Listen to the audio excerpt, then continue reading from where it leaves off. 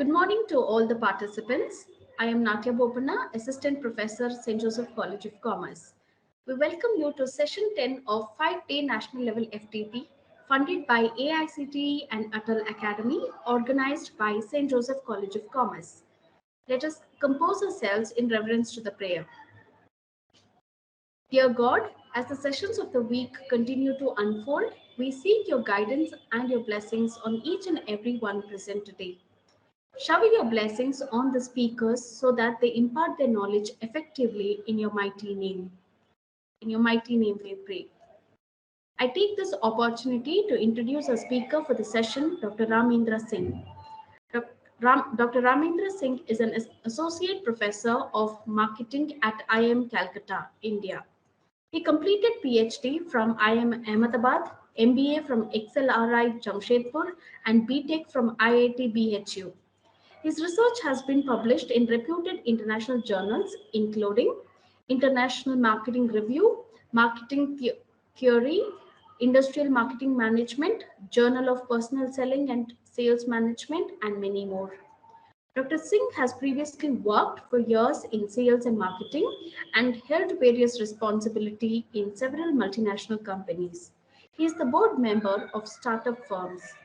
He, he has also authored a textbook on sales and distribution management, which has been widely adopted in MBA programs at various IIMs. He has conducted training programs at senior level and middle level management for several organizations, including Indian Oil, Oil India, TVS Motor, Amway, BPCL, John Deere, NTPC, India Post, IRTS, among others. I now invite you to address the participants on your thoughts and experiences. Over to you, sir. Thanks to the entire team at St. Joseph's College of Commerce for inviting me. I'm honored here, and I'll be happy to share my thoughts, whatever that I have on how to keep students engaged, especially in online mode. Offline is still, I'm not saying easier, but something that we have tried and tested for many years now. But online is new to all of us. Because that's something, as you know, that has brought a common challenge to all of us thanks to pandemic. So before we start, I just wanted to quickly kind of update myself. So I think I had shared one case study, I think, on micro fridge. I hope all of the participants would have received that, right? So have we all gone through that case? If you remember, there's a case, 2-page case on micro fridge. Those of you who could go through it, can you quickly raise your, we can lower the hand for the previous question and answer this question with a new fresh pair of hands as to how many of us could go through the case that was circulated on microfridge. Dr. Ramendra, we could not share that cases. We thought of that it's a reading material to be given after your session, like that. So I had shared 2 readings that were readings, as in that had to be read. But I think there was one case study, Harvard case, that I had circulated. Okay. Professor Deepika, I think I shared that with you quite a bit of time earlier. So you want me to check and immediately send it to them? You can send it to them. They may not get the time to read it. But I thought if they had read it, then we can have a discussion around it as an example. But you can send it anyways. Actually, it was supposed to be a prior reading, so that we can use that case for discussion to drive home certain points. But that's okay. If you have not sent it before, you can send it to all of them right away. So, then I'll try and see how we can discuss about that. So I hope the slides are visible and you can hear my voice, so we can start off. So as the topic that we're trying to discuss here today is how to engage the students. Anybody would like to share his or her thoughts before we get started to get the ball rolling? Anybody who has been in teaching profession for any number of years, 20 years or 2 years, doesn't matter. What is your strategy for engaging the students? Anyone would like to share? Sir, sorry to interrupt, but yes, I request Mr. Pratap Desai and Hari Govinda to please put down your hand. If by chance only you request us to unmute you, please raise your hands.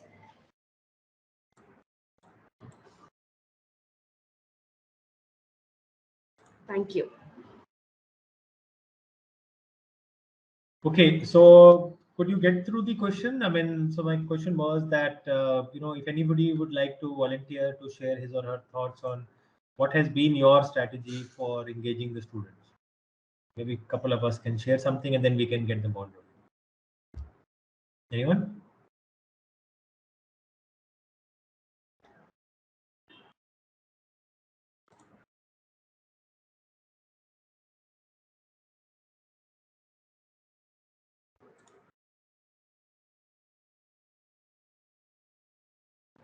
I hope you can hear me, right? Yes, sir. We are giving them Okay, access. Dr. Chavi Jain, I mean, yeah, please go ahead. Namaskar, sir. Although not for case study method, but although for engaging the students, I try to use some engaging activities like crosswords, online crosswords, Kahoot quiz, Padlets, and a few more things like that. Okay, so these are the course materials, right? How do you actually use it in the class? Like, for example, crosswords, how do you use it? When I teach a topic, after teaching that topic, to get an understanding that how much students have gone through that, I share the crossword with them.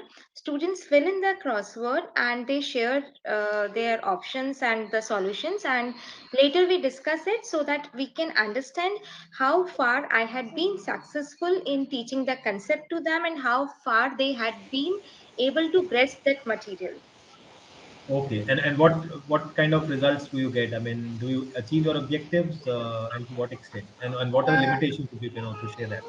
Most of the times, yes, we are able to get, but at times, because we have slow learners as well as we have advanced learners in the class, so we can identify who all are those who need some special attention on certain areas, and certain topics need more clarity. So those things can be identified using these engagement activities. Okay, great. So you use this tool as more as a diagnostic purpose to understand who have understood, who have not understood, and where has Uh, been the lacking. Both, sir, for diagnostic as well as for engaging them also. Okay, okay. So they love solving crosswords, so that way they feel excited about it. Yeah, quiz, and whenever they are getting something through which they can show their engagement, their participation, they are more interested in those kind of activities. Okay, great, great, great. So you do this before or after the class? What do you At usually? times, sir, before the class, so that I can have an idea whether they have read the material which had been shared or the previous topics clarity, and after the class to understand their attention and all those things. Okay, okay, Depends on the great. need of the topic. Okay. Any other? You mentioned one more or two more tools. What were they? Kahoot So and something. Kahoot Yeah. What's and that? Padlets. Kahoot is again an online mode through which we can frame a quiz, and lots of types of options are there in which we can make some quiz, true false types of answer, and some image based type of things can be asked from the students, and student can answer those things very well. And Padlet is used to share your thoughts on, it is a virtual uh, board where we can write our answers or options and whatever thoughts we have, so everyone can see that board. It is something Okay, like so soft board. that's like a whiteboard where you Yes, use that for virtual collaboration. virtual soft board or Virtual whiteboard, we can say. Right, right. Yeah, that's very important. I think Google also has one nice name for that. What's that called? Moodle. I mean, not Moodle. It's called by an interesting name. When you use the Google Classroom, they What's have a that, tool. sir? I'm saying the collaborative whiteboard that you're talking about. uh, There is a fancy name for that when you go to classroom. I mean, the Google Classroom is Teams what. also has a whiteboard. Teams also is whiteboard which Teams can be also used has as a whiteboard. collaborator. Yes. Right, right, right. So there are interesting softwares available on the whiteboard part. Then there are other interesting stuff. Like many of my colleagues use what is that called? The electronic blackboard. I mean, that's basically a tablet on which you write using a stylus. But then when you connect it, students can see that you're writing, you're drawing, you're illustrating. That's not a collaborative tool. That's more of a teaching tool. But you can actually write like as if you're writing on a blackboard in an offline environment. But this is the equivalent of that in the online environment. So there are a lot of such tools and technologies, available. Like the typical smart boards of the world that we were using. A lot of schools were using smart boards to show videos or even to write using stylus. It's like the blackboard, but which is electronic blackboard. So this is an equivalent of the smart boards that many schools use for multimedia teaching, which is you can use it as a blackboard. You can use this for audio, running audio files, or you can use it to show films, etc. Okay, thanks so much for sharing that. So I go to the next hand raised, Radha Yadav.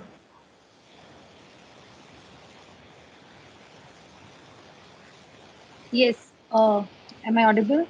Good Yes, yes. morning, sir. Good morning. So, sir, for the class engagement, after the topic, I use like Kahoot or Mentimeter, where I actually make a question based on the topic, like 10 or 15 questions. It takes hardly 10 to 15 minutes, but actually it gives the competitive. It's kind of play when you use your phone and you put the code of the game.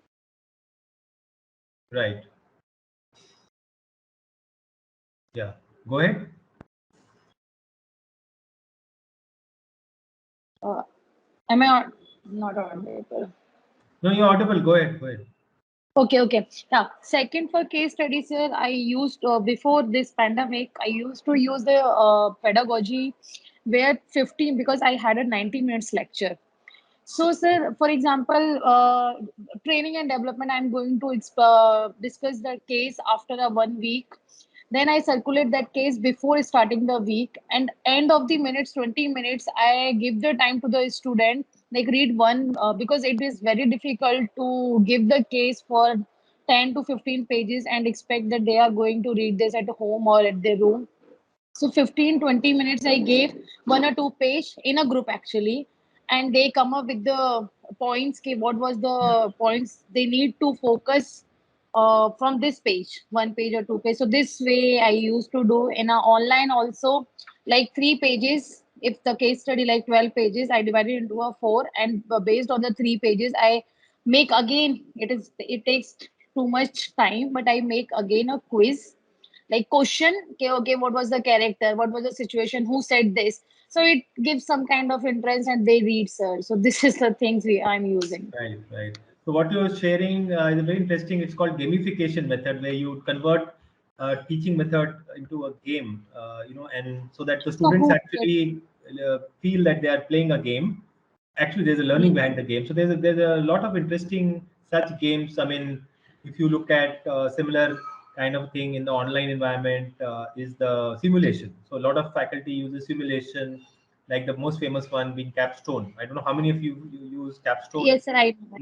Yes. Yeah, for integrating different functional management, decision making, like marketing, finance, IT, HR, OM. All of that can be integrated using Capstone. Then you have their functional simulations, like I use. A lot of my colleagues use marketing simulations like MarkStrat for teaching marketing strategy. There is a simulation called Stukent for teaching social media marketing or digital marketing.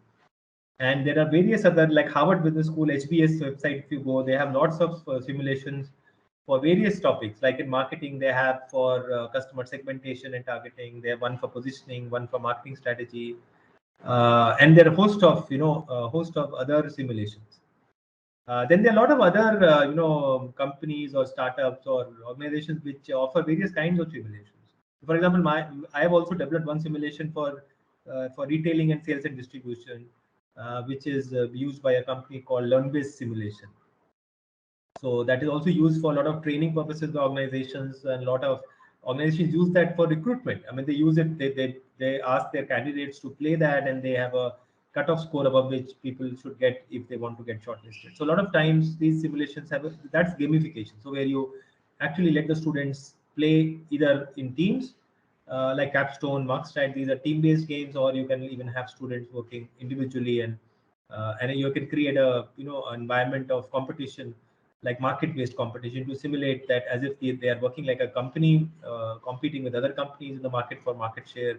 And you can measure them using the team performance, using various financial metrics, business metrics, and other metrics, right? And there's interesting versions of that in Capstone. It's called CapSim and all that. So they also organize a lot of contests, student level, international level contests across student teams across the world. So they give awards and all that, ranking and awards to them. So we have another, those kinds of engagement tools also there, which are mostly in the online world, where they are typically. So before I come to the case, I just wanted to know some of the things that some of us are doing in terms of sorry, class based engagement. I think there was one more hand raised uh, that has gone down. I don't know. So I'm there. Yeah, please go ahead, Anuj. Good morning, Professor Singh. Yeah, sir, I'm Manoj from Mangalore. My methodology is, for an online classes. Now in Karnataka, we have started with offline. My methodology during online mode was more so, sharing what I'm going to discuss the next day. Then when we have this online sessions going on, 20 to 25 minutes of class. Based on that, I have devised what is called as concept crossword puzzles. Whatever I have discussed in the last 25 minutes, I have the crossword on the screen, and I just give them, make a statement, 1 across, 2 down, and all those, and they need to fill in, counting those letters like you normally fill the crossword. This is based on what I have done in my class, and once that is done, I take them through a test most quiz on what was discussed in the class. So it may be 5 questions or 10 questions ready. It is immediately shared on their WhatsApp, and they click on that and they start filling in. So automatically instant marks are available. I get to know whether the students have understood the concepts or not. Now, as a part of teaching methodology, I have edited videos of YouTube. I have my own YouTube channel where I put all videos on the subjects that I teach, whether it's GST or direct tax.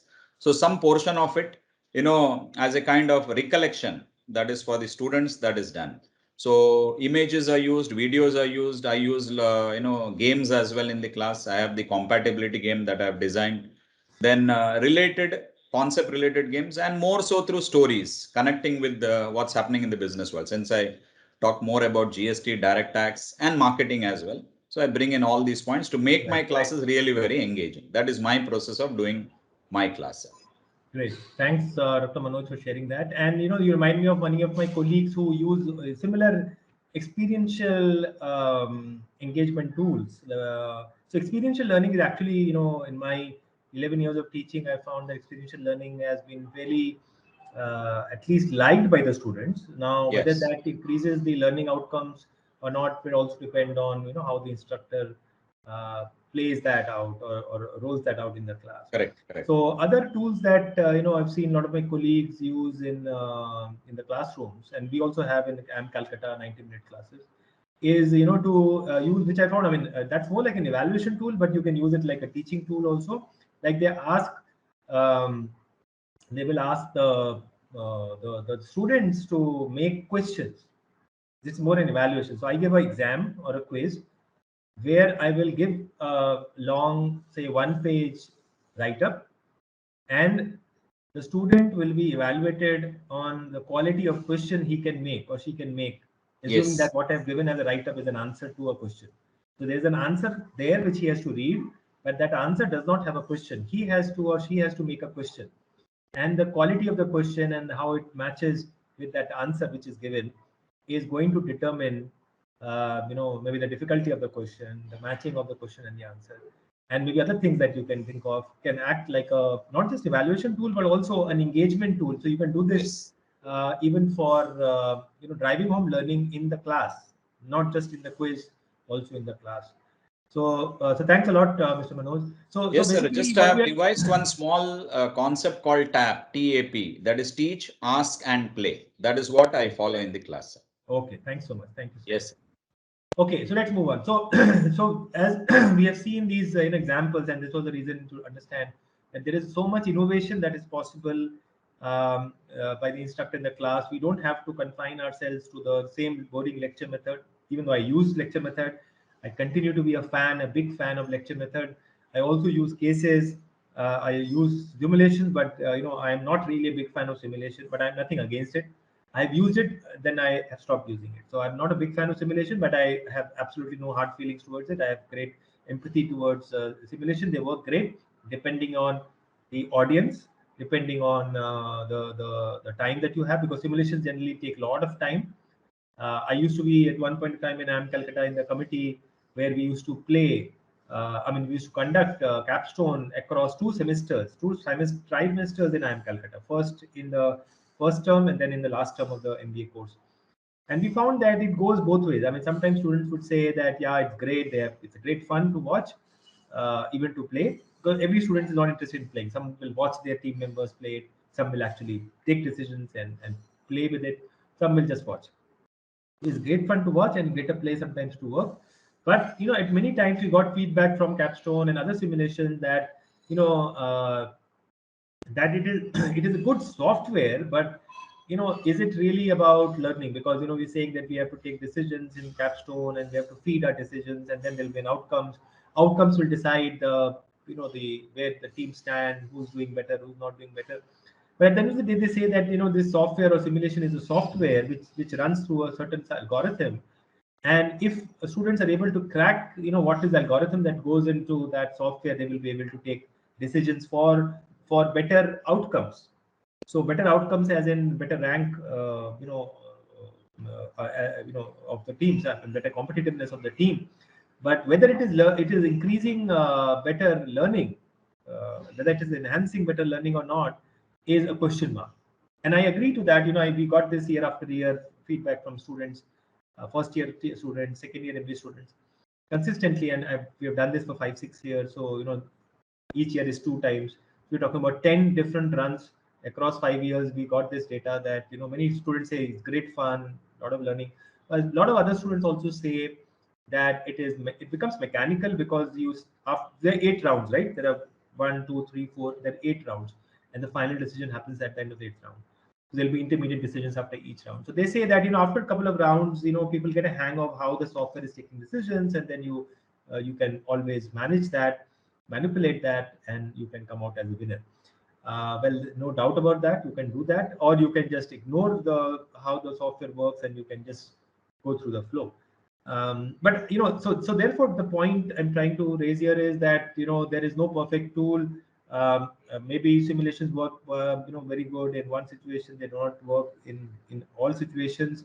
Also, simulations are simulations. They are just one kind of software which has been programmed into taking decisions in one way. It may not bring in all the nuances of teaching, like in a case-based. And before I go to the case-based teaching, I wanted to touch upon those other tools that a lot of us, or at least some of us, are using, like either simulation or crosswords or Kahoot or collaborative whiteboards, or other things that we do in the class, like role plays. And you can combine a lot of this. So it's not that you can do this or that. You can combine a lot of it. Like a lot of my colleagues are combining role plays in the case method, which is actually lot of fun, and that's the experiential part. A lot of engagement, a lot of fun. For example, I remember that I don't remember the exact name, but I remember a lot of my faculty colleagues here in the behavioral science area play a lot of interesting role plays with the students, which are on negotiations. So OB people or organizational behavior people or behavioral science people have a lot of interesting role plays. You can have a look at them in the Harvard Business School website, where they sell these role plays. So they are not simulation, they are not software, but they are role plays where you have a small case study like a thing where students can read that and they can play different roles. They're interesting role plays that you can actually do it in the class. But then again, the flip side of that, a lot of the other faculty think that role plays or even case studies are very, very focused on one topic or 1 or 2 topics. They don't bring out the diversity of the situation. Like for example, if you're the business manager, if we tell our students you're the business manager, you're the marketing manager, or you are the finance manager, there'll be a lot of inputs coming from various domains. As a finance manager, you'll be hearing from the CEO, you'll be hearing from HR people, you'll be hearing from marketing people, you'll be hearing from customers and supply chain partners. So you'll be hearing from a lot of other diverse stakeholders, and there'll be lots of learning. there'll be lots of decisions cutting across your functional area. So those diversities and multidimensional nature of learning is confined when you go through case method. So I'm just trying to put things on the table so that we are aware that there is no one single answer to what is the good way of engaging students. I mean, a simple answer, when I was a school student many years back, 30-40 years back, I mean, none of my teachers actually were using any of the simulations or role plays or case studies. They were just lecture method. But we also remember that even in lecture method, there were teachers who used to engage the class very well, and there were teachers who were not able to engage the class very well. So at the end of the day, I would say that engagement is really a process that is very specific to the instructor. The tools are very important. The tools can enhance engagement and experiential learning, but it is at the end of the day, it is the instructor who who has to deliver it in the class, and the way you deliver in the class matters more than what the tool can do it without you. The tool cannot do anything without the instructor. Instructor can also do a lot, or he or she may not be able to do a lot, depending on how well you actually go by the tool, go with the tool, right? And there's obvious to mention that a multiple number of such tools should be used. One should not be too focused on case. So for example, I'll give an example. So while we are going to talk about case study, and that's what I'm prepared my slides on, but before we jump onto this case study, let me just tell you that this is not really the only way of experientially teaching the students, or not the only way, or not the best way also to engage a student. Because see, some of the faculty will swear by case method. Some swear at case method, some swear by case method. That means there'll be a lot of my colleagues are actually big fans of case methods, and they'll say teaching is case method only, nothing else. And there'll be other faculty members that I have I've seen people who would say that case method is not a good way. It is an outdated method. It's not good for management teaching. It is good for law, where it started 100 years ago. It's good for some other domains like medical science, like in Harvard Medical School or in Harvard Law School. Case studies are the primary method of teaching. But that is so in Harvard Business School also. So, for example, one of the training programs, some of us were sent to Harvard Business School to learn how the Harvard Business School professors teach their students using case method. And we spent around a week or 10 days there. There were two different, legs of the program. One was in Harvard Business School in Boston campus. One was in their executive training center in Shanghai. And in both places, there were faculty members coming from Harvard Business School, and they were sharing what they do. They were showing videos of how case method is conducted in the class. They also were doing the same thing with us, assuming we were students. Now they have a batch of 900 students. They're divided into 10 sections of 90 each. So you have a class size of 90 students in the class, but the class duration is just 70 minutes. And they purely teach by only and only case method, even today. They were pioneers of case method, and they still teach only by case method. So they have some 30 sessions of 70 minutes each. That's the length and duration of one course, full credit course. 30 sessions, 30 topics, and 30 case studies. And each class is 70 minutes, in which there are 90 students. And 50% of the evaluation of the student is participation in the class. That means only case participation. And there they say that there are some students who are there's so much pressure, right? So to participate, because half your evaluation is class participation. And then there is a pressure because in 70 minutes, there are 90 people who everybody would want to speak. But then there's a pressure also because everybody is very good. All of them are good, and the instructor is very well prepared. So the students also have to be very well prepared. So they have to prepare themselves very well, unless you want to cut a sorry figure. And many times, the culture of Harvard, as I have heard and see, that is something that if you're not well prepared and you do a class participation, not only you will not get the marks for class participation if your quality of class participation is not good, but also they will you might get insulted, or you may get ripped off or embarrassed if you do a bad job of your homework that you're supposed to do in terms of preparation. And it's not just for Harvard Business School, it is true for many other business schools and non-business schools. For example, I heard the same thing in Kennedy School of Government, where some of my relatives went for some training program. So that's the cultural part, right? We may not embarrass our students for not being prepared for the class, but the point is that, it is about the learning, right? So which is like, one of the big problems of experiential learning methods like case method, simulations, games, etc., where students are at the center of activity. Unlike lecture method where instructor can keep on talking, and students can go to sleep.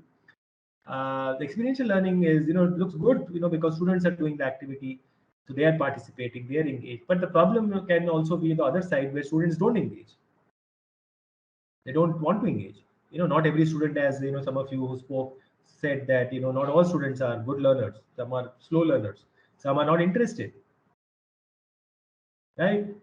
So what happens to your engagement tools? What happens to your purpose of engagement in a class that has so many students and the class time is so little?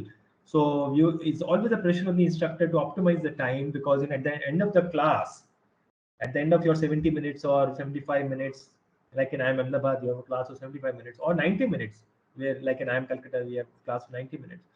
There is so much pressure. So I started to use the word pressure, in fact, and there is a fair amount of pressure on the instructor to ensure that the takeaway of the class has come out before the class bell rings. Before he or she exits the classroom, he or she has to ensure that the students are fairly clear that this was the takeaway from the class. Now, pinpointing the takeaway of the class is much easier when you are in a lecturing mode. Like you can say, this is slide 1, I want to say this is slide 2, this is like this. You go on and on and on for 20-30 slides, and then when you realize the time is going up, then you say, this is the wrap up. So this is what we learned. We learned this. You go back and read that, and come prepared with this for the next class.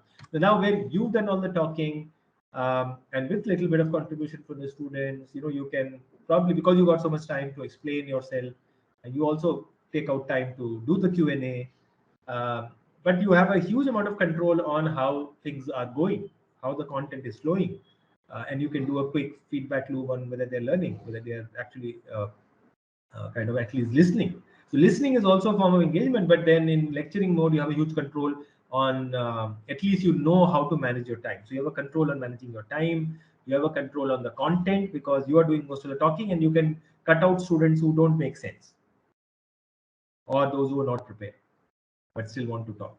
So there is a fair amount of control element there. But when you want to throw that control into the classroom where students want to do the talking, but it's case discussion where students can go in all directions. Now, how and what level of moderation do you do is again your call. I mean, so for example, there was one typical case that we were discussing when we went to Harvard Business School. Very interesting case. Why I want to mention here is it is very relevant for all of us. So there was this case study on an assistant professor in a business school. This is the case study. There is an assistant professor, a new joinee, a fresh PhD who becomes an assistant professor in a business school, is teaching a class, right? So he goes into a class, he has 70 minutes, and there is a case discussion going on. And so the typical culture of that place and many places is that when you conduct a case-based discussion, let all ideas flow, let all students say what they have to say, let them share, and then if you think that things are moving towards what you want them to learn, that is good, you are lucky. But if you think that the class is not going towards the learning objectives, or your learning objectives are not being met, and you want to shift them towards what you think they should learn from this class, then you do some kind of moderation and bring them to the so-called the learning objectives. However, the case that we are talking about, in that particular case, the assistant professor is new as a faculty. So what he does is that he's busy discussing this case. So there's some amount of calculation that is involved. People then students spend some time in doing the calculations, and also thinking about what has been discussed and all that. So that's time for them. It's about time. So the time is getting up. These are like last 5 minutes of the class. Before the class gets over, the instructor, being a new fresh faculty, is very tense, because in the last 3-4 minutes, he's about to end the class, but the learning of the case, the takeaway of the case, has still not been realized by the student.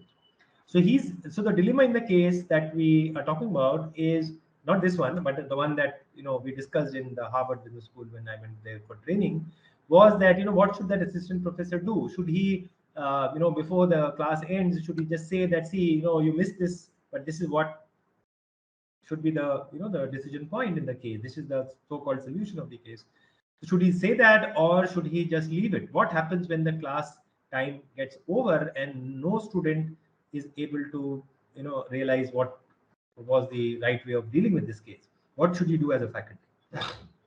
Anybody would like to give a try to that question? I'm just throwing back this question to all of you. If you are in such a dilemma, what would you do?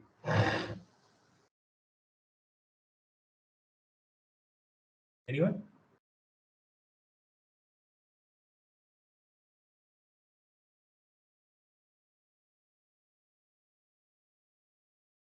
Is my question clear? I mean, am I able to explain what I'm trying to ask you?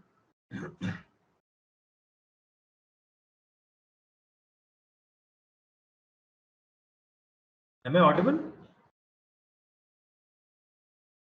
Perfectly audible, sir. Okay, so is the question clear as to what I'm trying to share or ask?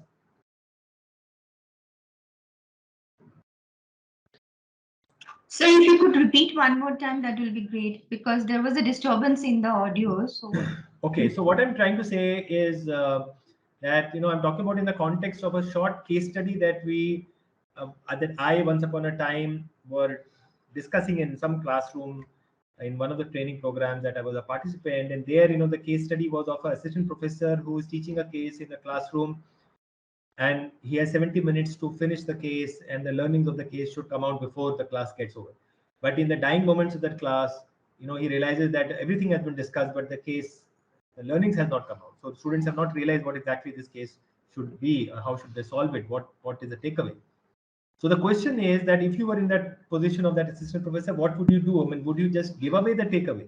See, this is what is supposed to be the way to think about it. This is what the protagonist of the case should have done. This is a learning. Should you give away this learning, or you should not? Or what should you do if you were in his position? Sir, can I? Yeah, Dr. Shrishti, go ahead. Sir, for my side, I think I will be giving them the framework, and I will take it as you said, the second option, and I'll try to take them all the pinpoint of the case instead of leaving them. But definitely the next time, whenever I'll get the time, I'll make sure that all the points, whatever I need to clear in classroom, I should do it. That's where I'll take it, sir. Okay. Anyone else? I think I heard another voice there. Sir, I believe since you mentioned assistant professor, I believe that the students are matured. And whatever discussion. We're talking about a business school. We're talking about a business school. Yeah, all right. So whatever discussion has happened, sometimes I think the students are good enough to understand, I believe, what we are discussing about. So in what lines the discussion is going on, because the assistant professor though might have not given what is the actual what do you say, the learnings that has to be drawn out of it, but then I think he would have definitely played a very important role through facilitation, and I believe the learnings would have come out, but maybe not all that this assistant professor wanted to. But I think you can just give it a thought in the next class. For the timing, I believe it should be fine, because if not for what was the supposed to be the outcome has come out. That is what I feel. No, my question is, I mean, I understand what you're saying, but suppose the situation is that there is no next time. Either whatever you have to teach, you have to finish in 70 minutes. Suppose there is no next class. Suppose you can't take it to the next class. Okay. Now the 70 minutes you have finished, but you realize that students have not. No, I think that teacher can use techniques beyond classroom also, because they can connect with technology. Somehow it can be done. Okay. Possibly, what are the things that we had to discuss? I can share it with one of you all, and you can share it with the entire class. I think. So there is no. So the point is that you're saying that you will give away the takeaway of the case. Yeah, if in case what outcome or the what was to come out, if it has not come, then possibly I would give out. If I believe that it has already come out in the discussion that has happened, I believe that's fine, need not be given anything. Okay.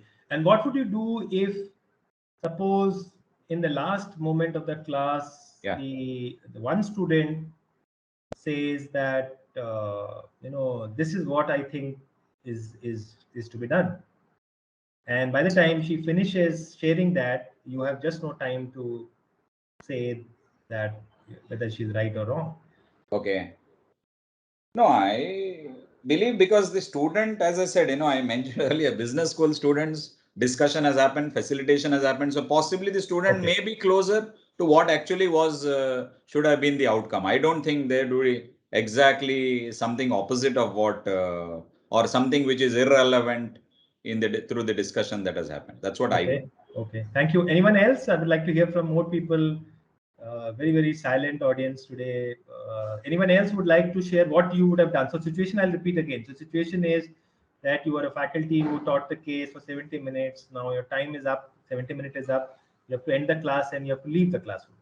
But in the dying moments of the case, there is some student who says that, sir, this is what I think. I've cracked the case. I think I've solved the case. This is what it should be done. He shares the analysis. But by the time, you've run out of time. The question is, would you validate that she's right or she's wrong? Or would you leave it there? I would like to hear from others.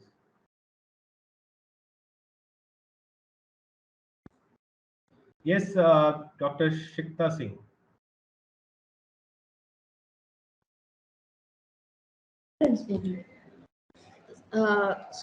Participants, whoever has raised their hands, we have unmuted, given the option to unmute and speak, kindly speak.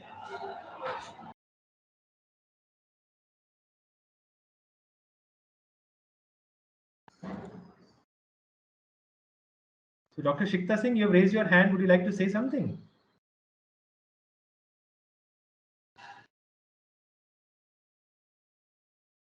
Or Dr. Manjula, you also raised your hand.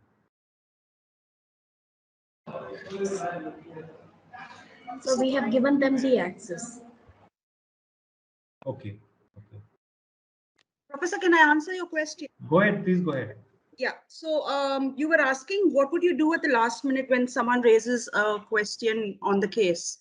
Right. So we could probably instill the same question into the students and tell them if they can prepare what are their views on that, and maybe start off the next class with that question in mind, and continue the case. That's how I think. Suppose you don't have the luxury of continuing the case discussion into the next class. This is the end of the discussion. As what presentation in the future cases. Say it again. Maybe we can take it as a presentation in the form of a presentation.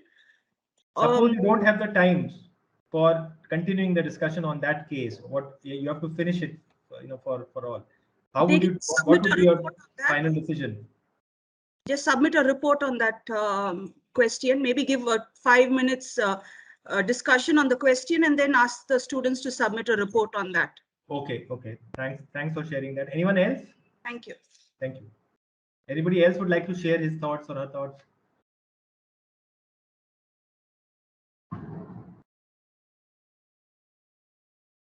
Anyways, yeah, I see one more hand from Ishika Ghosh. You want to say something?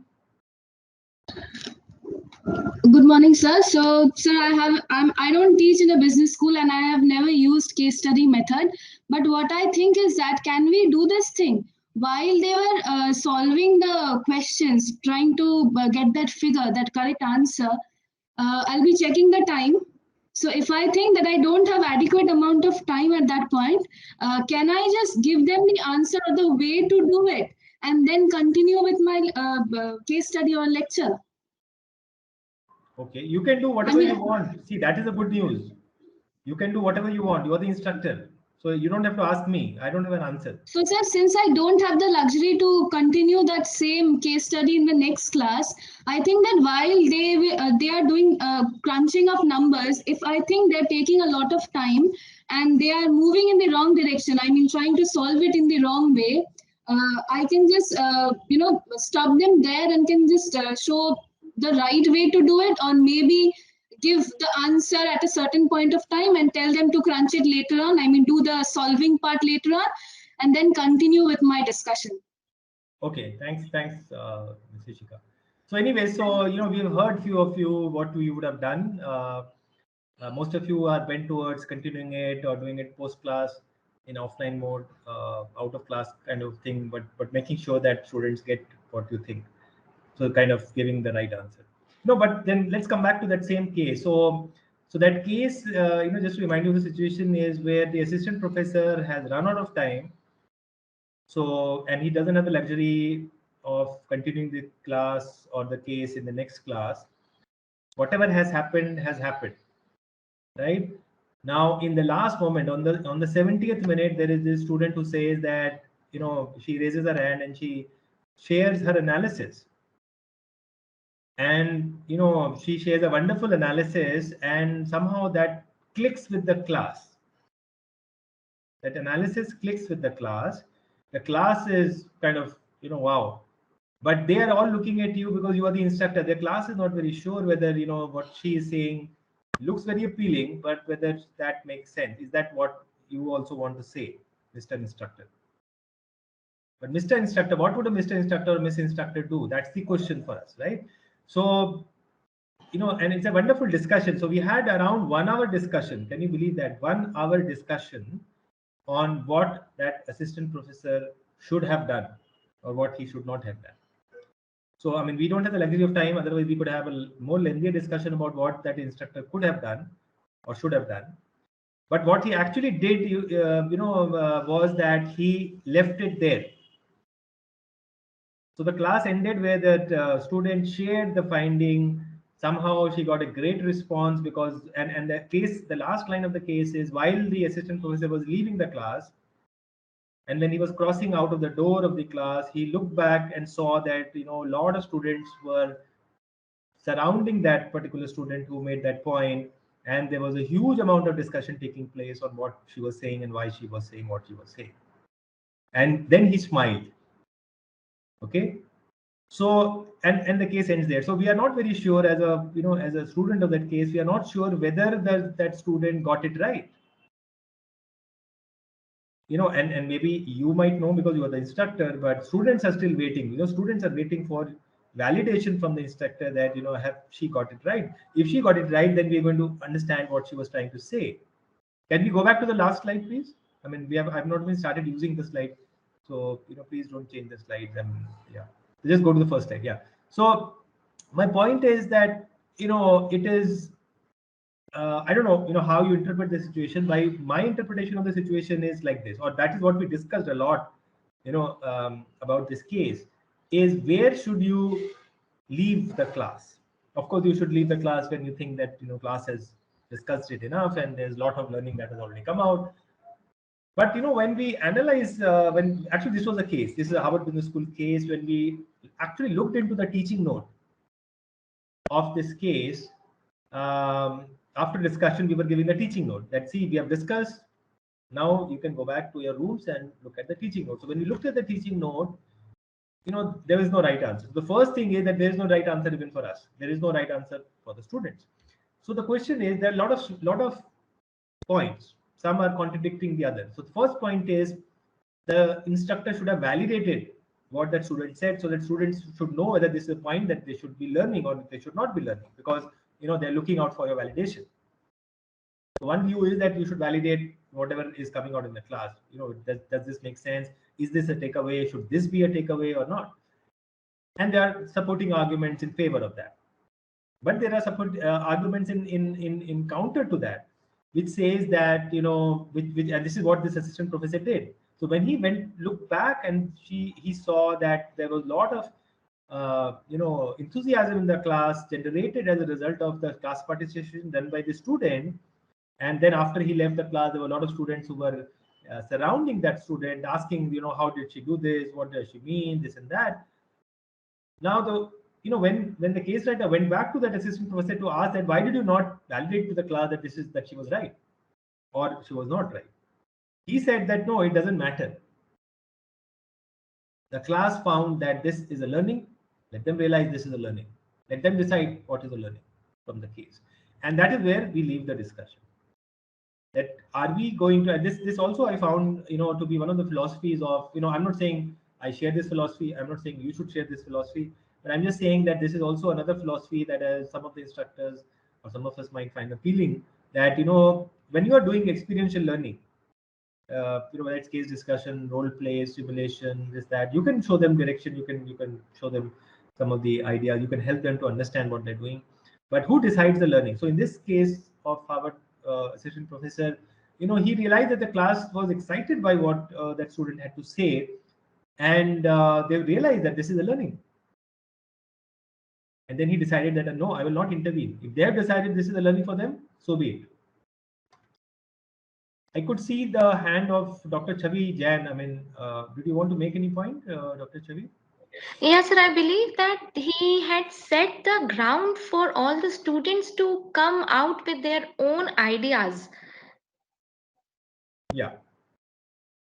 But you know, I found this very interesting when I was discussing this case, you know, as a participant, that, you know, he looked back to see what is the class reaction, and he found that class was very excited, and he did not bother to tell them that, you know, she actually like cracked the, so as to say, cracked the case, or she got the, you know, the gist of what the thing was. Whether it was, I mean, will this be the case? Will this be the same reaction from that assistant professor if she had not cracked the case? If she had something to say which was still appealing but not a takeaway of the case, would the assistant professor behave the same way? And that would be a dilemma. That would you want to kind of correct, so as to say, your students, if they learn something, they want to take away something from the case which you don't agree to, or you maybe something that you did not even imagine, and that is also possibility, right? That you thought that these are the three takeaways, but they decided to take some other points, take home some other points. So that brings us to the concept of co-teaching or co-learning or co-creation of value. That, you know, who are we as an instructor to decide what should be the value that students take away from the class? I mean, if they ask you, you can share, as you are one of the. I mean, even though we are saying we are the instructors, but, you know, actually you are a facilitator. So that's a better word. We are facilitating, but we will not be in a command and control situation where we decide what is the takeaway. However, the reality, as we all know, is that most of our students, I'm talking about MBA, so they're postgraduate students.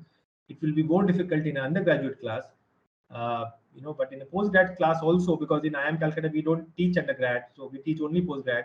But a lot of my friends in other universities teach undergrad, and they say that in the undergrad classes, the students are even less matured. So there's a bigger problem there, because there are large number of students who are less matured.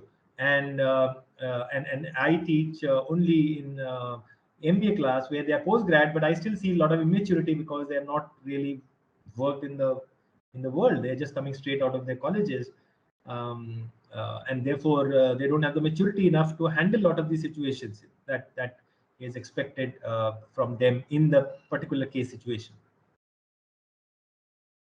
right?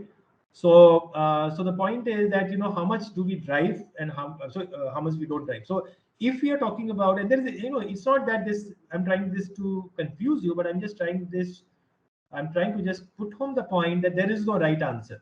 There is no one way of doing it. There is no right way of doing it. Your way, if you find it useful, if you find it is working, go ahead and do it. But, you know, I think there are many ways of handling case studies or any experiential tool that we use. A lot of our students ask that, you know, when we're using a case method, you know, can we use data from outside the case?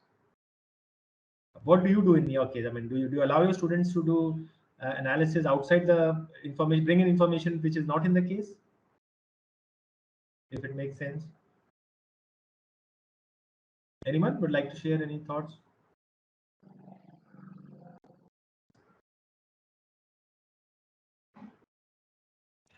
Sir, why not, sir? In the PG level, I guess that the exposure to bringing in other ideas also should be given to students to bring an overall perspective when they get out from the college.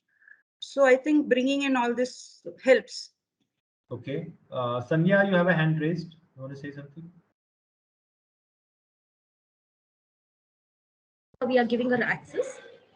Given. Thank you, ma'am. Sir, I agree with the earlier speaker that we should give them the flexibility so that we can correct them. We can, you know, guide them towards the what is the outcome that we are expecting. No, my question is, let me repeat the question, then maybe I have not been able to communicate the question. My question was that suppose you are teaching a case, okay? And suppose it's a recent case. You're teaching a case on Apple. Apple did this, Apple did that, this and that. And then you ask the students to come prepared. And then when they're discussing in the class, one or two students use some data which is not in the case. They say they have Googled for that and they got this information from Google, from Apple website or some third-party websites, and they're using that information along with the information in the case study to analyze the case. So my question is, is it a good idea to allow them to do it or encourage them to do it? And what I feel it is a good idea, sir. I may be wrong, but I feel it is a good idea. And in case they are wrong, in case they are not getting authentic facts or not related, not actually justifying the case, then we can always correct them. That is what I feel, sir. Personally. Okay. Any other thoughts? Radha, you have a hand raised. Radha Yadav. Yes, from my perspective, in a starting when they read case and they are analyzing some certain situation, a case is bound to be that situation, and your brain and your all subject content should work on that actually perspective. So I don't think we should allow during the case. Yeah, we can get the extra resources and source of the information. We can allow after the case, but during the case, I don't think so. I might be wrong. Okay, no, there's nothing right or wrong. So yeah, I mean, so for example, when I was in Ahmedabad doing my PhD, the first year is common to MBA, so we were treated like MBA students. So they are my teachers, and we had very good case study teachers like Professor Mukul Dikshit and Ibrahim Koshis and a lot of other Ravi Chandran and a lot of senior faculty who were very good in teaching case studies. So what I learned, and I'm just sharing that with you. I may or may not agree with everything that I'm saying right now, but I'm just putting forth a point of view that many times most faculties were not in favor of encouraging students to bring in data from outside the case, not because they'll have some undue advantage or anything. Not from that point of view. Everybody can Google and get as much information, but there's no end to it, right? There is no end to it, but that is fine. I mean, you can use as much as you want or as little as you want. That is doable, but still, some of the instructors told that when we used to do that, some of us used to do that, bring information from outside the class, outside the case, we were discouraged. And we asked why, and they gave the argument that, see, it's very easy to get more information about the same company or this situation from outside, like Google. But the question, it will, but otherwise, if you do that, we are discouraging you because it will defeat the purpose. So the purpose is that if you had only this much information as it is printed in the case study, what and how will you take the decision? What decision would you take? Why would you take, and how would you take it? That is the learning. It is a different learning when you had twice as much or thrice as much information, or a different set of information. Right, then even the case analysis might change if you give them more data, and that is another way of teaching case. Some students, some faculty would give them one case, a short one, and discuss that as if this is everything, all the information they have. And once they have discussed the case, then they'll give some more information, a part B of the case, and then say, would your decision change if you had more information? And then the difference between less information and more information comes out, and then one of the learnings of the student is that how would your decisions change if you had more information, and which leads to the next thing, that next level of learning, that if you did not have the second level of information, you had only first level of information, would you or should you ask for more information? Asking for more information can lead to better decisions. And then the associated learning is, what kind of information would you ask for? So you should ask for the right information. How would you know that what to ask for? Right? Assuming that if you ask for it, you'll get it. So that's another part of learning, where you say that that this is just to show that more information can be helpful, but if you give them more and more and more and more information, keep on giving the information, that also can be taught in the class, where you say that after a while it becomes more difficult to take decisions, or more difficult to take good decisions, even if you're overloaded with a lot of information, because it doesn't necessarily help you. More information doesn't necessarily help you to make better decisions. right? So there is some way that you as a manager have to cut the cord and say that, you know, I'll make a decision within this boundaries of information, which is called bounded rationality, because you don't have infinite time, infinite resources to take the decision. Time is always at a premium, so you have to take a decision. You know, most often you're taking decisions which should have been taken yesterday, so you're always behind time in terms of when you should have taken that decision. You know, so time has a premium. You don't have the luxury of time as a manager. So therefore, you know, these are also part of the learning, that, you know, if you had to decide something, you know, in next 10 minutes, would you be asking for more information, or would you be taking a decision based on this information? So, so those are the various ways of handling it. So it's not. Therefore, I'm saying there is no right way of doing it. There is no one way of doing it, and there may not be even a wrong way of doing it. So there are several ways of dealing with it. The important point is that, you know, for example, a lot of my colleagues say that we should never tell the student which is the best solution, because there is no best solution. There is no right solution, right? And we say this upfront to our student that there is no right way of doing it. There is no answer. Don't expect me to give you an answer. But every time the students will say, so sir, what is the answer to this case? And I see a lot of, you know, a lot of my friends in different schools, they will resist to they're not able to resist to this temptation. They give away the answer, so as to say, but there is no answer. I don't know how and what they give away.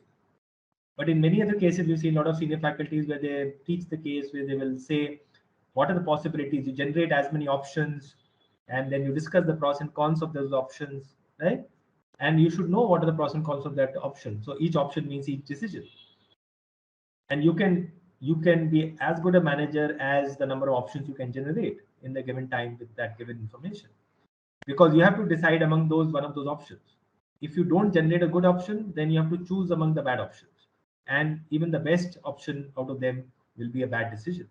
If you generate good options and you pick up the best option, then you take a better decision. So that those kind of things are also part of the learning, where you ask the students to generate options themselves. Most cases will have various options given in the front end of the case or the back end of the case, but a lot of the times, you know, students should be able to generate a lot of their options and be able to think through the situations for pros and cons. Another thing that can be taught in the class is that not just generating options, but also, I mean, looking at the pros and cons. That means they should have a balanced thinking, that, you know, and that balanced thinking, like when they're talking about cons, sometimes the students will become very biased about, you know, the kind of option they generate, and they like one option over the other. They will be very conservative in talking about the cons of that option, because they're loading their pros with positives, and they're, you know, reducing the cons, so that they can make a justification that this option is better than the other option. They get attached to certain option because they like that option, they like that decision. But that kind of emotional attachment is also not good for you know, anybody, including managers, because they should not, you know, say that I can look at that answer and say this is the right answer, let me just justify it. So it's called post hoc rationalization, which is not really a very good option. It's not a very good thing to do for a manager. They have to be detached to the decision. So teaching them how you should be detached to all the different options, because don't get emotionally invested into any of these decisions, because you know, who knows how it will turn out. The one that you have invested in might not turn out to be good, and then it goes foot, and then it brings you down along with that decision, right? You can have a more clearer view of the decision or of the situation when you are detached from that situation, right? So those kind of things, you know, I mean, in real life it is difficult to practice. Most often you get invested into that situation, it has a huge implication on your promotion or on your career or on your life or somebody else's life, or, you know, some metric or something else, you know. So there is a lot of outcomes that are attached to that particular decisions. Different decisions will have different outcomes attached to that decision, and therefore you get attached to that outcome, and therefore you get attached to the decision, and you end up making the decision which may be a wrong decision later on.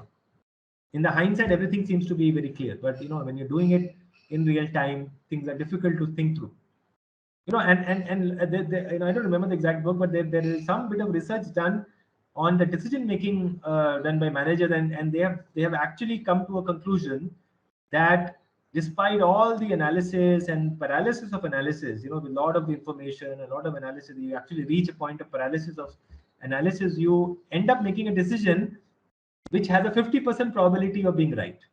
It's like tossing a coin. You know, all your paralysis and analysis and all the resources that you have invested into making that decision ends up with a 50% probability of going right. So the point I'm trying to raise here, I'm not saying that you don't take a decision in an informed way, you toss a coin that is as good as that, but you know, what I'm trying to tell you here is that you know, you have no way of figuring out which decision of yours will actually end up to be good. I mean, what looks to be good now may not turn out to be good later, because there are a lot of other variables into the situation which you can't control for. Exogenous variables, endogenous variables, there are a lot of variables in the world which will play, and the result will be the net effect of those variables. So what best we can do is we can have a finite resources, finite information, finite time to take that decision, and then you should also be aware of the negatives of that decision. And why it is important to be aware of the negatives of the decision is because one of the big negatives of any decision is that even if it has a lot of positives, so one of the biggest positives of any decision making done by any manager is where, you know, whether that decision will go right or wrong. But suppose one decision looks to be so good that it has you know, if it goes right, there'll be a lot of benefits to the company. But what students should also be made aware should be that on the con side, they should be able to think through that even if this option or this decision goes right and solves the problem that it is supposed to solve, can it generate another problem, which right now we are not even discussing, which is not even visible? Can solving one problem create another problem? For example, let me give an example. So for example, that if you're solving a case where the case is about increasing the sales of a company, because if they don't do it, then, you know, the money will not come in, right? The revenues will not come in, and it's a startup company. So you have to generate quick sales to generate quick revenue. Otherwise, the company will run out of cash, and then the company closes, everybody loses the job, right? So the question is, you know, there are two products, you know, which one should you choose? One product is something which is still under development and it will take a lot more time for it to be developed. And only when it gets developed, only then you can sell, and then only you can generate revenue, say in next 3 years. But if you wait for 3 years, that luxury you may or may not have, because your company is running out of cash in next 3 months. So you have another product which is ready, it has acceptability in the market, which you are selling. But if you give a boost to that product, you can sell a lot more, and then you can sell a lot of that second product and generate a lot of revenue in next 3 months, which will generate cash, which will save your company. But if you want to do this, that means sell the second product to generate cash and revenue in the next 3 months, then you have to put most of your resources in doing this, which will take away the resources from the first product, and the development of that first product will suffer, which means that you are trading off your long term with the short term. Are you getting the situation? Is the situation clear? Yes, no, maybe? Yes, sir. Yes, sir. Yeah. So this is a typical case, you know, and this happens in a lot of cases that I teach, and a lot of the cases that you might be teaching, independent of whether you're teaching marketing, finance, or IT, or HR. So where we also tell them that you know, so this is also, you know, trade-offs, you know, so there are always trade-offs. So we say that, you know, should you save the company and go for selling option B, or should you you know, you should go with the product A, because that will be better for you in the long run. And if suppose you can do both, then nothing like it. But if there's a trade-off that doing one will stop you from doing the other, then what do you do? Right. So in the same way, we also should, you know, I found that, you know, the students, since they are early in their early 20s, they are not matured enough to realize that you can never solve any problem without generating another problem. You know, it doesn't come to them very intuitively, but, you know, it always happens. So for example, in this case, no matter which option you choose, whether you choose to sell in the short run to save the company, then you're trading off the future of the first product. You're trading off your long term. That means you've created more problems for long term. But even if you take the opposite direction, an opposite decision that, you know, no, we will not trade off our long term, we will invest in the we'll invest in the long term. We will not pull resources from the on the long term product. We will not go with the short term. then you don't generate revenue, and then your company falls short of cash, and then that's the end of the company. That means that is another problem. So this is a simple example that we can use in the class to show that no matter what the situation, you should be aware that no matter what is your decision, no matter what option that you, how many options you generate, and no matter which decision you take, you will, even if you solve that particular problem that is intending to solve, you will end up creating at least one more problem, which you should be aware of before you take that decision. Right? Because I'm not saying that you should not take that decision because it is going to generate another problem. I mean, no matter what you do, there will be more problems that you will face, and that problem might be created because you took that decision. But if you took another decision, you would have created another problem.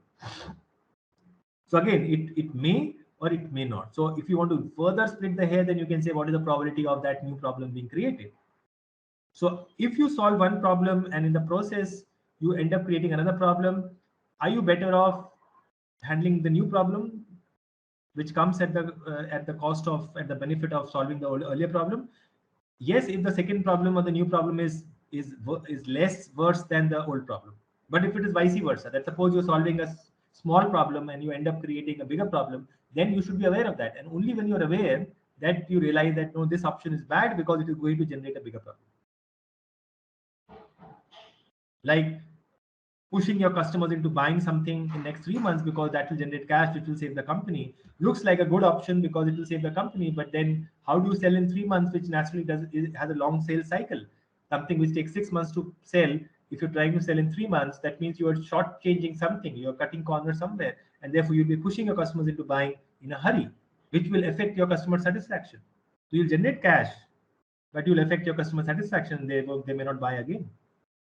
And that may create another problem of customer dissatisfaction. So you should be ready to face the new generated problem of customer dissatisfaction that happens because you sold them in a hurry, because you wanted to save the company and you wanted to generate cash.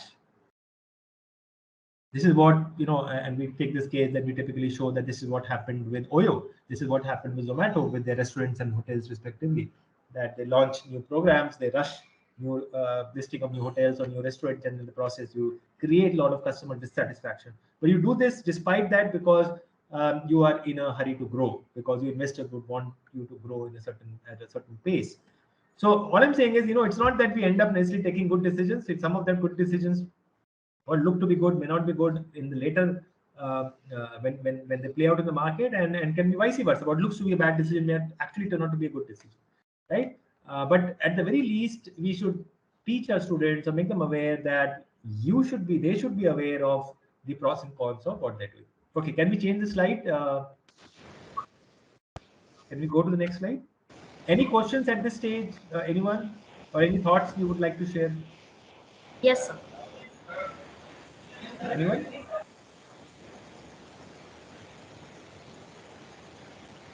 Okay, anyway. So this is, yeah, go ahead. Sir, what I have understood from this, last 3 days on case studies, I haven't used case. Rarely I've used one, because in UG colleges we very rarely use cases for our teaching learning process. Now, what I have understood from what has been discussed is case study is one mode of engaging the students in the class. Second thing is bringing out the concepts very, very well, and more so learning the application of the concepts. Correct. Correct, sir? Yeah. So now, for a class of 90 students or a class, some colleges have 110 students also in a class. Do you think, first of all, classrooms are side by side. It's not like, the business schools where you have behind closed doors and all the air conditioned kind of an environment. So when the discussion is happening, at that time, controlling the students, their emotions, because normally what happens these days, all are excited. You don't agree with my point, to hell with you. These are the, the language that possibly may be used due to overexcitement. So as a facilitator, what are the things that we need to take care of, sir, when you're handling such a huge crowd, especially doing these cases? Yeah, good point. That actually is pointed towards what is called the class control.